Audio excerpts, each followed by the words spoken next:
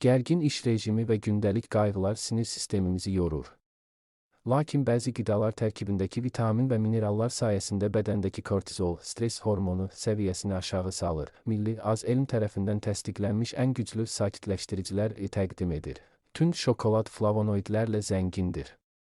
Bu maddələr beyin qan dövranını yaxşılaşdırır və dərhal rahatlıq hissi verən endotermlərin ifrazını artırır.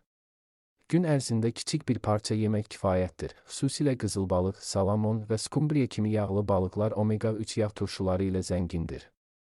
Omega-3 stres hormonlarının qarşısını alır və depressiya riskini azaldır. Mütəxəssislər balqabaq toxumunu təbii antidepressant adlandırırlar. Çünki o, sink və maqneziumla zəngindir.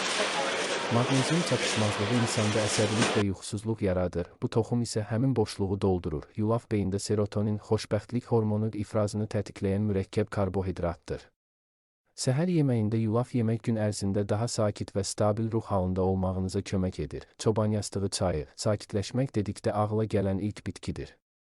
Tərkibindəki antioksidantlar yuxu keyfiyyətini artırır və sinir gərginliyini yumşaldır. Stresli anlarda şəkərli və unlu məmulatlara fast food, şirniyyat qaçmaq səhvdir. Çünki şəkər qanda qəfil yüksəlib düşdüyü üçün insanı daha da əsəbi edir.